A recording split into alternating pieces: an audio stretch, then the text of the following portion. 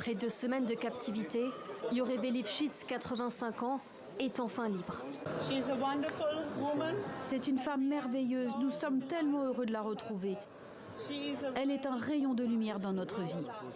À Tel Aviv ce matin, accompagnée par sa fille, elle raconte son enlèvement le 7 octobre.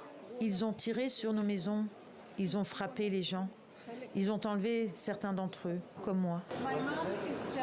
Ma mère raconte une histoire horrible. Elle raconte que beaucoup de gens, une foule de gens sont entrés par la clôture.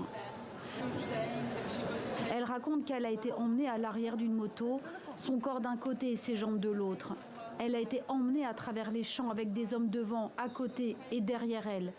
Et que pendant qu'on l'emmenait, elle a été frappée à coups de bâton. Après son enlèvement, Yocheved Lifshitz dit avoir été bien traité et que ses ravisseurs se sont assurés qu'il n'avait besoin de rien. Hier soir, elle et Norit Cooper, 79 ans, ont été prises en charge dès leur arrivée par hélicoptère, puis transférées à l'hôpital. Pour cette infirmière, les 2 femmes semblent être en bonne santé.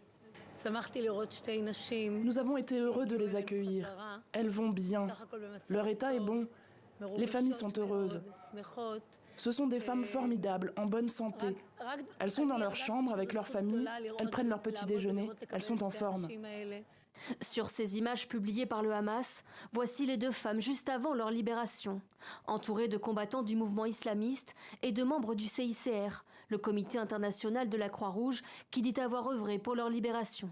Une remise en liberté pour des raisons humanitaires pressantes, selon le porte-parole de la branche militaire du Hamas. Les maris des 2 femmes, enlevés le même jour, sont eux toujours détenus dans la bande de Gaza.